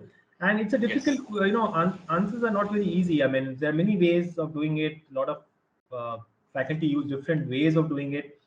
I remember when I was a student, a lot of faculty used to use their what do you call that? Their aura to bring discipline, so as to say, in the class. When they said something, people used to listen. So if you have that kind of aura, sometimes you can call it seniority aura, whether you are a legendary teacher or you're a star teacher. So you can use that aura to kind of discipline your students or create a discipline in the environment. And if it works for you, then good for you. You're lucky. But it may or may not work for all of us because of various reasons. It may be because sometimes some faculty may be young. Students may undermine their authority. So they have to use different ways of using the authority. So it's not that just because you are in the same age group as your student, you cannot use your authority. You can use your authority, but it's not a question of authority also, because many times authority can backfire. People may not, students may not like it. So there are lots of thoughts about what can be done. They call it class control, though I don't like that word control, because it brings you at a higher level than the student, which actually also impedes learning, because if they see that you are the one controlling everything, then they'll feel it will put off. So you don't have to necessarily use authority, but there are ways of handling authority. That's what I'm saying. There are ways of handling authority. You can always drive home the point that you are the master of the class, and they have to obey. But it's more than not just obeying. So it's more about how do you create an environment in the class. So yes, so first thing is that a healthy class for case should it, I mean, in my opinion, it should not be more than 30 or 40. But we can control the class size, especially in compulsory courses, and also in undergraduate, the class size is also insanely high. It crosses 100 in many of our electives also. At IMC, we have some electives where we have students, 100 students sitting in one class, which is very, very bad environment to learn. You can't teach 100 at a time, but suppose you are forced to, because you can't decide. Or even in the compulsory courses in first year, a class size is 80 students, which I find to be too many, right? Too many. So 80 also is not a good size. I would say 30 or 40, because then you have more space, physically more space, and socially more space for people to interact. You need time. The 90 minutes is then divided into 30 students and not into 80 students. So that way you have more time, that way you have more space. But then if you suppose you can't control the class size, then you have to use some method or the other. If not authority, then something else. Use your charm, or you have to then be a very good facilitator. So for example, many of my colleagues, senior colleagues, use authority left, right, and center. They will start in, they'll say very, very, like for example, I mean, I'm not surprised when many of my colleagues do that, because when I went to HBS, so a lot of my friends went to Harvard Law School, some went to Kennedy School of Government, and even Harvard Law School. Everybody says that in Harvard the culture is that if you don't follow the instructions, you are very badly embarrassed. So I remember, for example, in Kennedy School of Government, which is for administrative learning, two of my relatives went, and they're very, very senior bureaucrats, very senior bureaucrats. So I'm not talking about students in 20s. I'm talking about old people in their 50s, and they're accomplished senior bureaucrats who went for a refresher training program that government sends them bureaucrats to in Kennedy School of Government for a month or so. Not a month. They went for Masters of Public Administration, and they came back and told that there were people of the order of senior bureaucrat. There was a prince from Tanzania. There was people like that, people with huge statures and achievements sitting in the same class, but the instructor will teach you as if you are a 25-year-old. If you're not prepared for the class, for example, one of my relatives was not prepared for a particular day, on a particular day, he or she was not prepared for that class or not adequately prepared. She got badly insulted. She actually got ripped apart for speaking without preparation, and she was so embarrassed that she would not do it again. Now, and that was a culture. I saw that in Ahmedabad also, in some other places also. It works the same way. But the point is that I'm not taking a value judgment that you can do this. Some people do it and get away. So as to say, get away in the sense that students still may like you. I mean, you may embarrass them. I have a lot of my colleagues who are as old or as young as me, not that old. That means, and they insult their students left, right, center, and students just love you for that.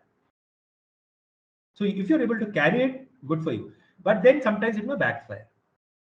They may get offended. They are young, immature kids. They don't know that you're doing it for them, doing it for their sake, or they may not care, as you said.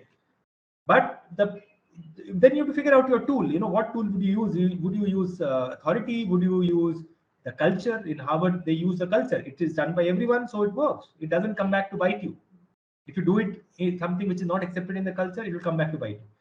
You can use your charm, you can use your charisma, or some of my colleagues use what I don't know what to call it, but they are friendly, strict in a friendly way, or friendly in a strict way. So one of my senior colleagues who just retired, she was an excellent teacher. She was a star teacher, Professor Leena Chatterjee. Many of you would know her. She just retired from IIM Calcutta, and she's now in a private school in Bombay. Now, she was one of the best faculties in teaching faculties we had in IIM Calcutta, and she was very strict in the class, but she never insulted students. So she used to be very friendly but strict. That means that she will not allow any student from sleeping. Anybody who dozes off will get mildly reprimanded, knocked on the knees, chided, scolded, but in a way that students did not really mind. Right? So there are ways of doing it, but the challenge will remain that if you have 100 students in the class, sitting in the same class, it's a big challenge for you, because some may be left behind because some are slow learners, some are fast learners, some will speak all the time, some will never speak no matter what.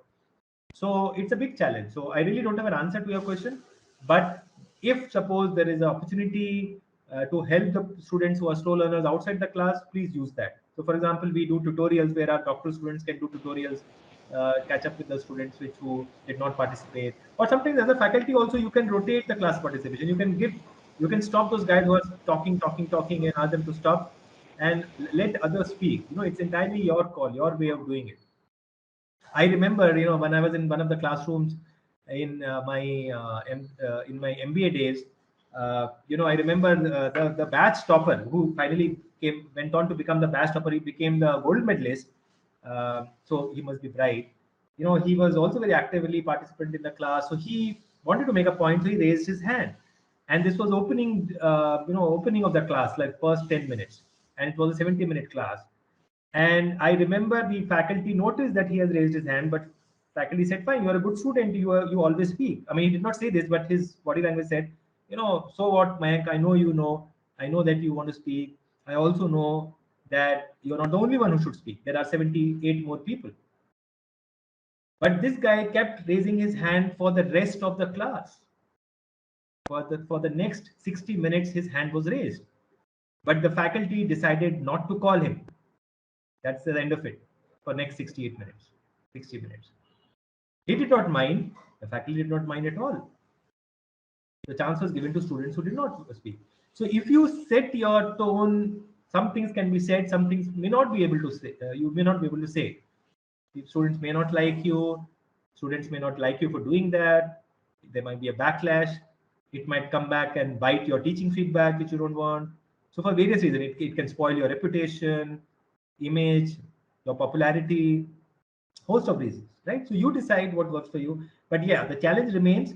So if you have a class of 100, don't use lecture method. People will go to sleep. I remember another experiential, good experiential learning can come from not really experiential, but in a way experiential, but I'll say half experiential. It's like I do that a lot in electives, that I call people from industry and ask them to make their talk very interesting. Sometimes the student may find your talk is boring.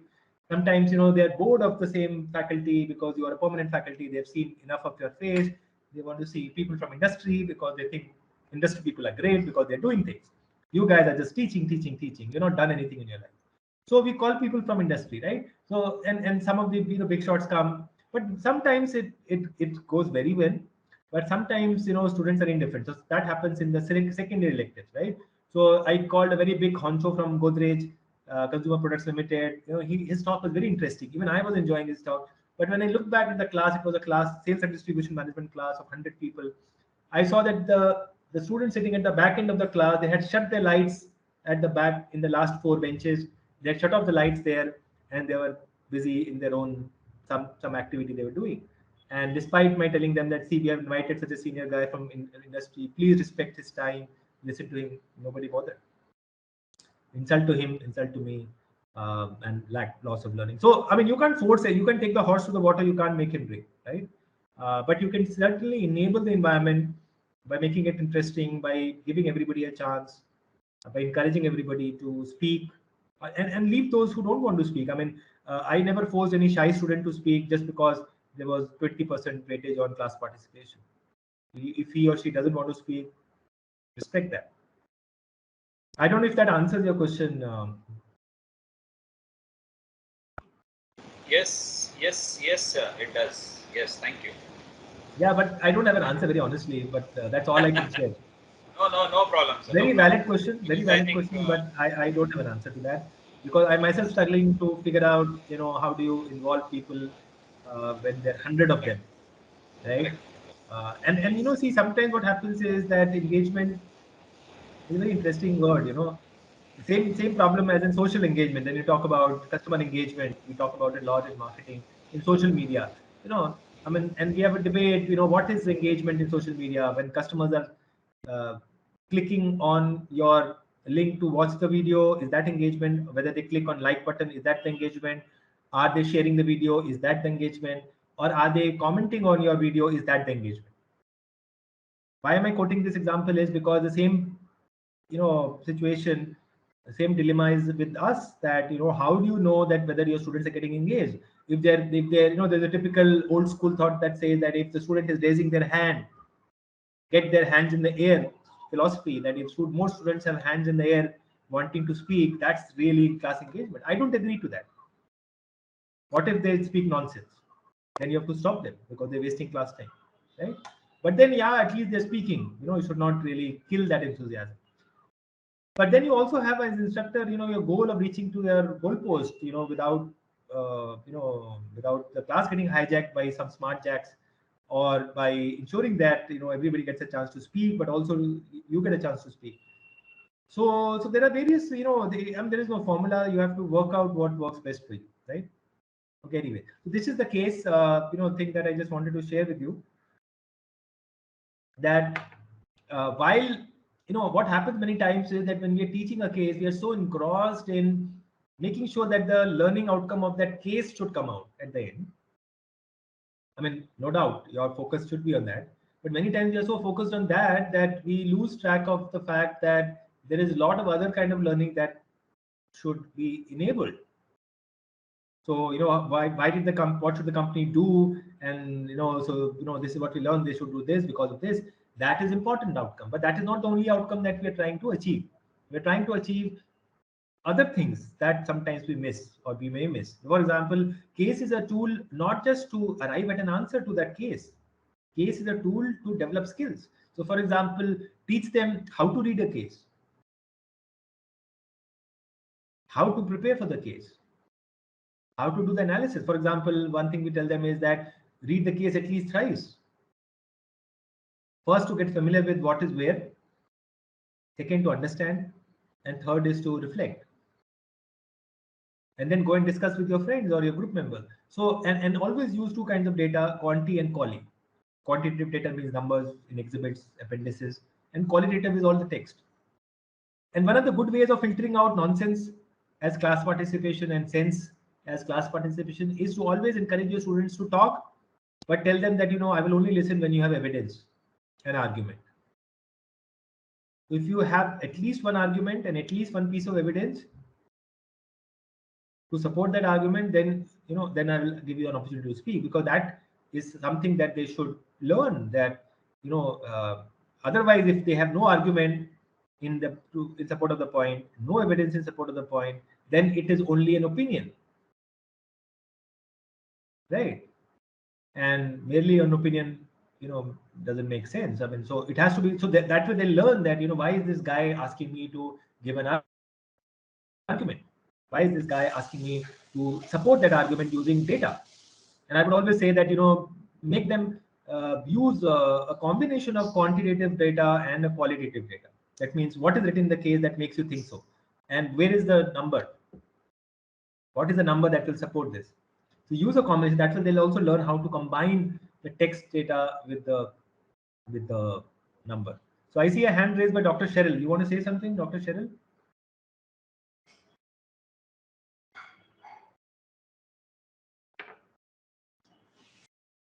Dr. Cheryl?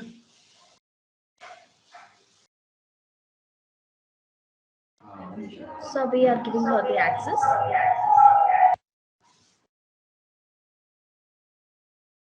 Dr. Cheryl, can you unmute yourself and say some thoughts that you have to share?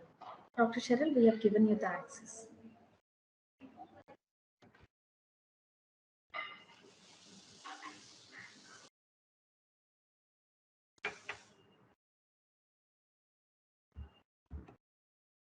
Mrs. Margaret, you can please ask. We have given you the access as well, ma'am. Professor, you were talking about how to read a case.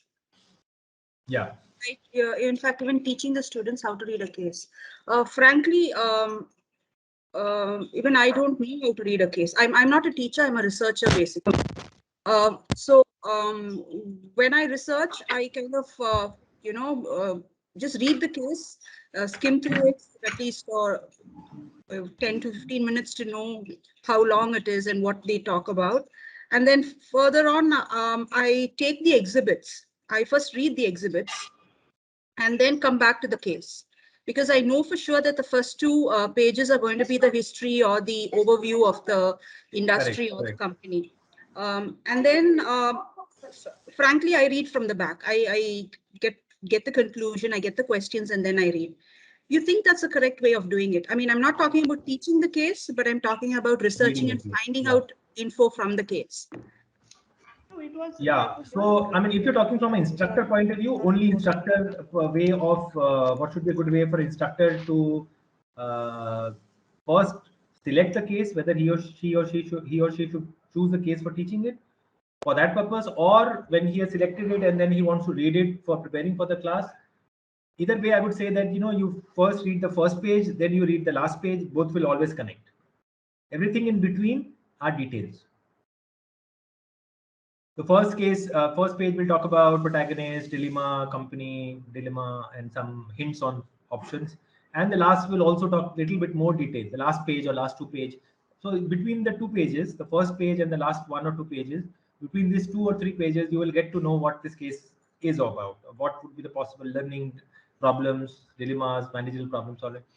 That would be good enough to understand whether, and then flipping through the in-between pages will get you, the number of pages, whether it's a long case, because students don't like to read long cases, right? So you would take a call whether you want a 5-page case or a 10-page case or a 30-page case. And some of the cases may be as long as 100 pages long, like the one on Tata's is 100-page long, or it can be as short as a 1-line case. There is a case in HBS repository which is just 1 line. Mr. So-and-so decided to open this company and so on and so on. And you will not believe that you can have a full class or maybe more than 1 class discussion on the case that is just 1 single line. This is surprising. Sorry, Professor, can I have the name of the case? I'm just curious to know. Even I forgot, but if you go to HBS repository, it is an entrepreneurship case which can be taught in finance class also. It can definitely be taught in entrepreneurship class. I don't remember the case name, but it is, I'll let you know. I don't remember something on the title, but I'll let you know. But it's a single line case. Suppose you can go to repository and you can search for case by case length. There'll be probably only 1 case which is 1 page long. And when you go to that case, you'll realize it's one line long. But but that case is taught for as much as 1 or 2 sessions, because it doesn't give any information. But the flip side of this is when you go to the teaching note of that case, it is as long as 20-30 pages. So case is 1 line, teaching note is 20 pages. So as an instructor, we have that benefit which students don't have, that we can look at the teaching note first. And the first, the learning objectives are mentioned there. So we can choose our cases first by looking at the teaching note and say, there's a summary of the case followed by teaching objectives. So you know what is the summary of the case, and then the teaching objectives. And then if you flip through the teaching note pages, you will see that how much number crunching can be done by your students. Right? So I always look at the teaching note and see, what are the learning objectives they mention. I can use it beyond that. I can use it for less than that. I can use it for the entire number of teaching objectives. So it doesn't matter. I can go beyond the teaching note, but I always use teaching note as definitely as a huge support for my teaching and for choosing the case, whether this fits with my course, whether it fits with the objective I want them to learn, to ensure that no two cases that I'm choosing for the same course is having an overlap of learning. so that we don't waste time by doing the same thing. And we cut across industries, we cut across skills that we are building in learning the case. We cut across different decision making skills, etc., etc. So those teaching notes will be very useful, and then the flipping through first and last page will also be useful. But when you say this to the student, you can't tell this because they don't have access to teaching notes. So then they have to read the first page carefully and the last page carefully to understand the context of the case, and the rest of the pages will be supporting information, industry analysis, competition analysis, analysis of product mix, or whatever that case is all about. So all will be supporting the dilemma that the case is trying to solve. Right. So does that answer your question, Dr. Cheryl? Or Dr. Margaret, sorry. Yeah. Thank you, Professor. Thank you. Okay. So, I mean, the best part of at least management teaching is that there is no right answer. There is no one good way of doing it. There are several good ways of doing it.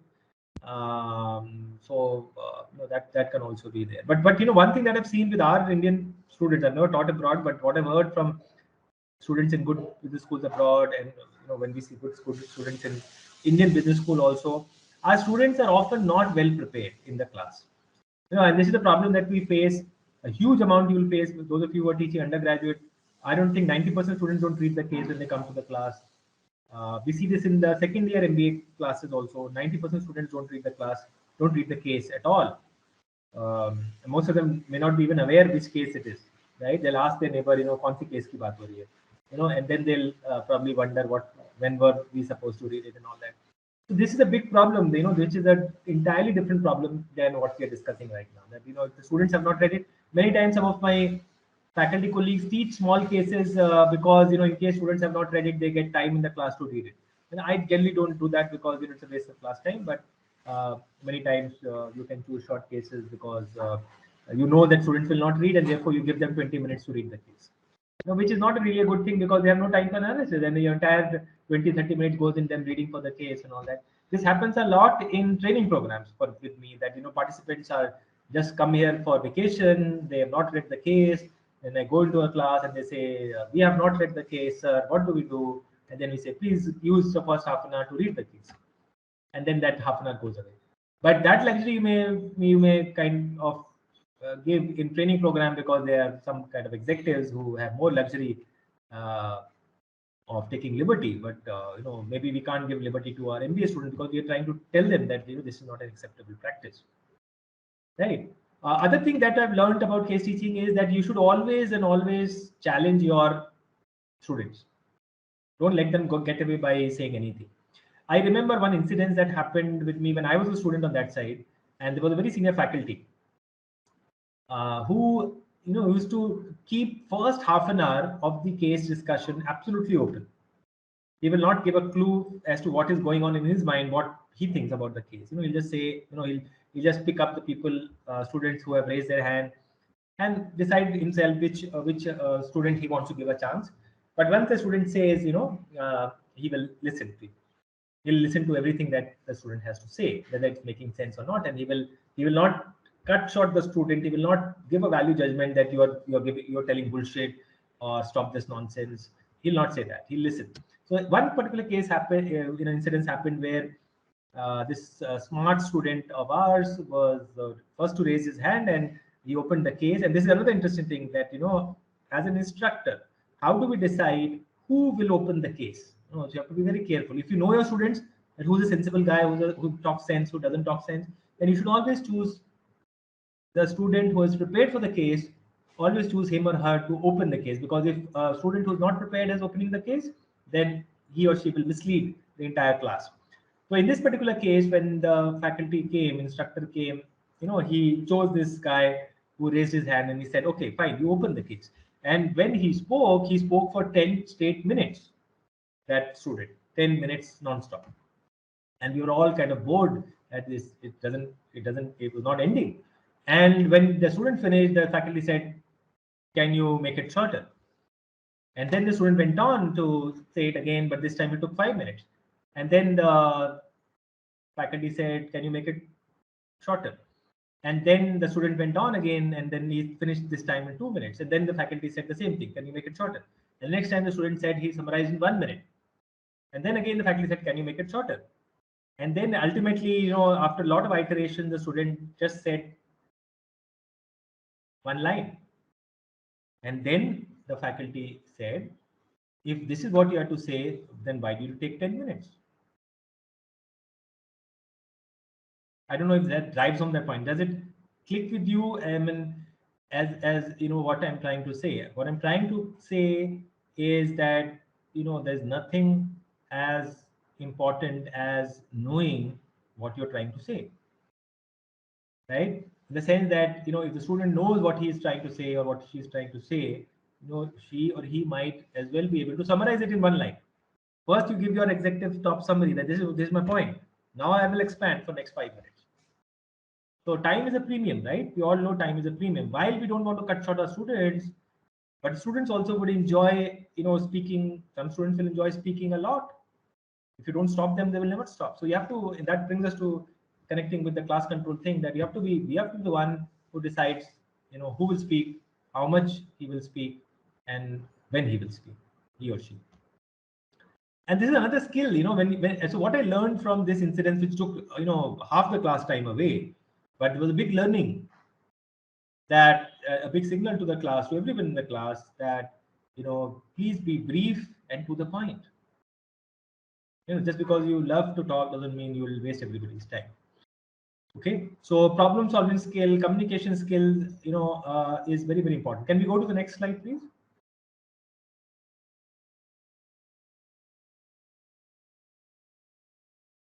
Next slide, please. Yes, Archie. My order. Yes, Dr. Cheryl, you want to say something?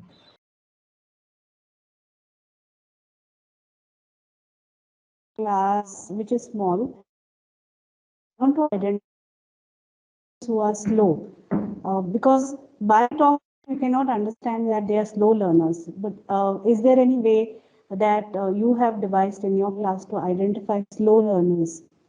Fast learners, you can identify them very well, but there are slow learners which you cannot identify. Yeah, good question. My class strength is around 20 students. Yeah.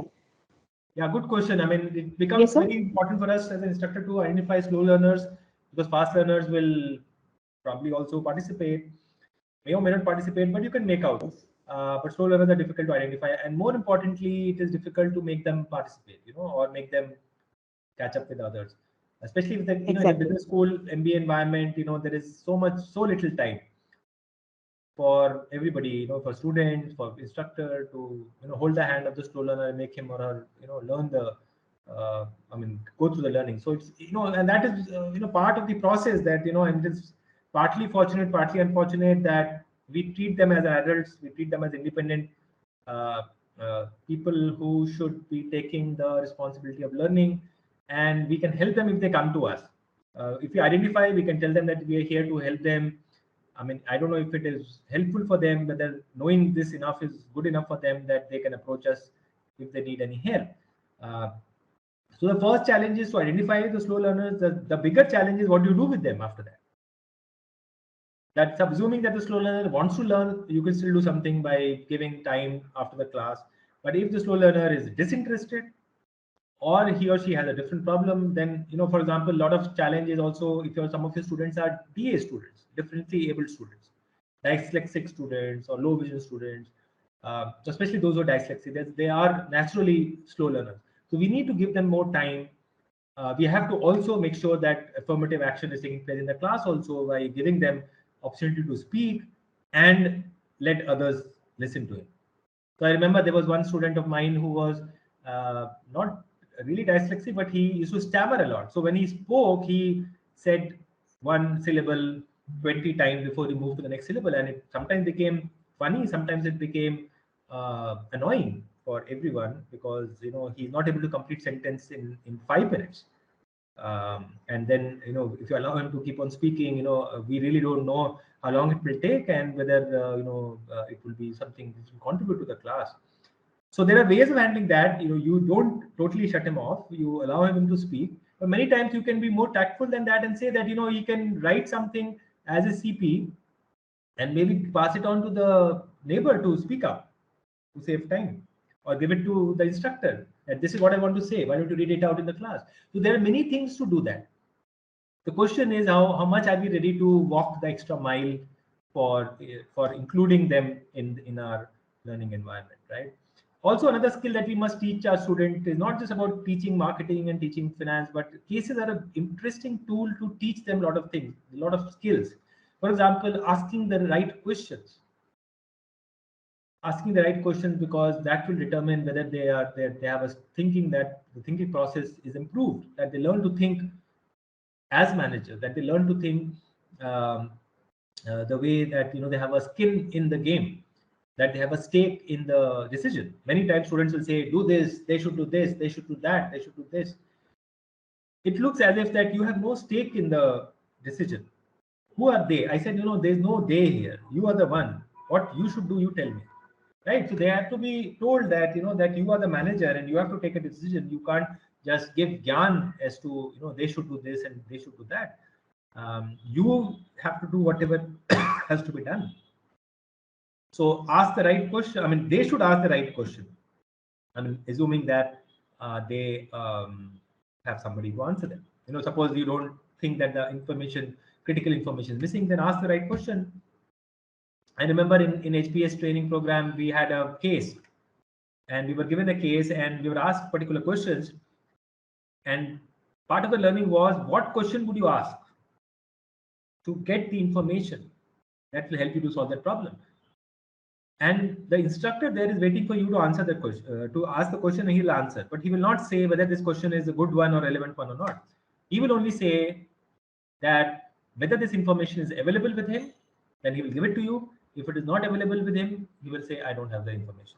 So one of the tests, and I found this to be very interesting learning situation, where we were given this case and there were questions after the end of the case.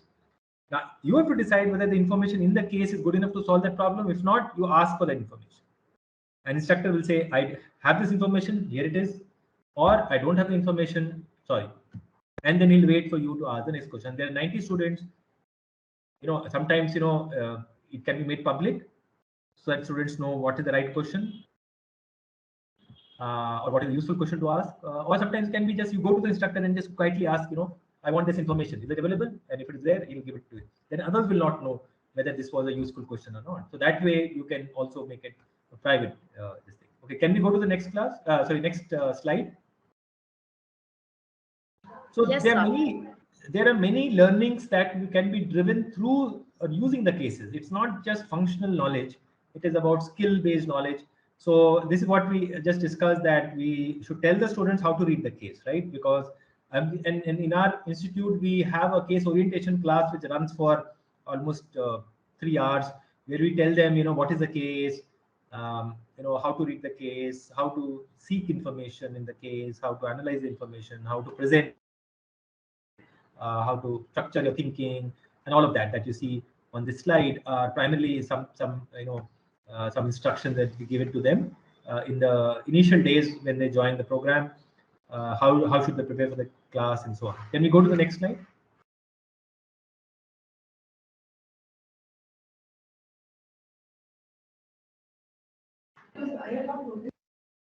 Yeah, so this is the last one, which is more about case writing. But anyways, I leave that. I'm not discussing case writing here. So I know I've finished my time, but any quick last few questions, if organizers allow me to take them up, I'll be happy to answer. Otherwise, I'm done.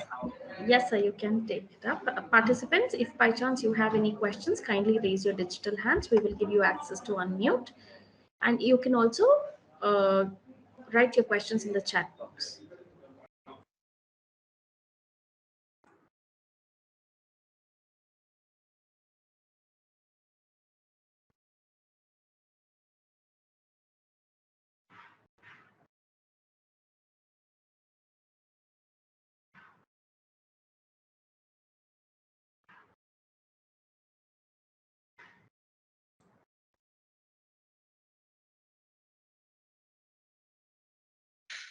Sir? Yeah. Should we stop case study at UG level? Should we stop case study at UG level? I'm not clear what the question is. Can you repeat that in a different words? As per our discussion, whatever we had, I do agree that UG students are quite immature, and the thought process which should be there is not there with UG students. So should we continue with case study method for UG students, or it should be applicable only for PG students? What is your thought on that? Right now we are teaching UG students also with case study, but yes, definitely we face some sort of problems over there, uh, clarity and all those issues. I don't know whether we should continue or we should think of some other ways for the thing.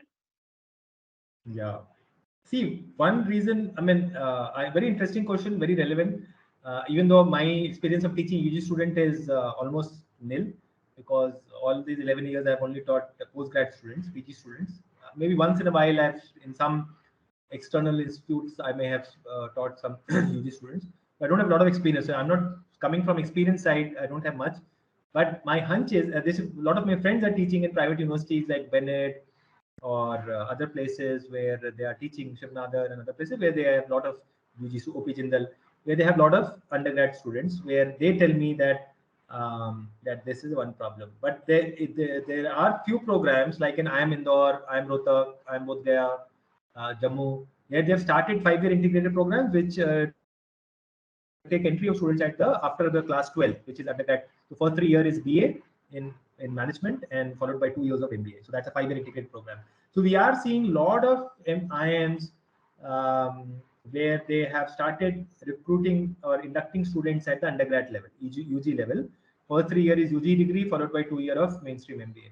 So it's not very surprising, or it's very relevant for those for other B school also, where we have undergrad students coming in, and the faculty is not prepared to teach. I mean, prepared as in not really trained to teach UG students, because I remember this program was started in IIM Indore, where the faculties there were all trained to teach PG students, MBA students, and they use the same pedagogy and training for UG students, and then they realize that they are not, the students are not really at the same level of maturity and other things. But what they say is that after a couple of runs, they found that the UG students are as good and probably better than PG students. So some of the, after 5 years, after 3 years, they join the PG batch of MBA, and when the PG batch finishes, a lot of UG students end up as class toppers, gold medalists, and all that. So I would say that it is not really a big hurdle in terms of the lack of maturity should not come in the way of learning. I don't think this pedagogy is anyway, dependent on the maturity of the participant. It's just maybe inexperience, because they're young. UG students are younger than PG students, and they have definitely not coming with. In many cases, they are not coming with any experience. So they lack the complete experience of how world works, how organizations work. So they may have that lack of insight coming from lack of experience, and definitely added to that lack of maturity. But I don't think we should use this as a hurdle or an argument to stop teaching them case studies. I think we should innovate ourselves to come up to that and meet that challenge of how do we really gear up ourselves to to innovate our teaching methods to be able to deliver them using this pedagogy. I think if maturity is a problem, if experience is a challenge, then we should maybe orient them towards case method for first 3 months, so that they get familiar to that. So it's not that they can't be made familiar to this. There's nothing that stops them from in any way that they're not inadequate to handle this method. They can be trained to handle cases. Maybe we can use more Indian cases so that they're able to relate to the cultural part of it, or we can talk about, you don't have to always have a case study which is 20-page long or which is based on organization. You can have a case study which is more familiar to them, like a case study which is in the context of society, or in context of a small company, or a retail store, or on a family, or on a university, all those places which they have been there. They have some experience of that. So we can change the content to make them familiar, and use familiarity where they have some amount of experience of being. Like for example, they've been to a bank, they've been to university, they've been to school, they've been to some other like stores, they've been to many other places. We can use those contexts so that they feel comfortable, that they know about these contexts. They may not have been to organization, maybe we can teach them later on, right?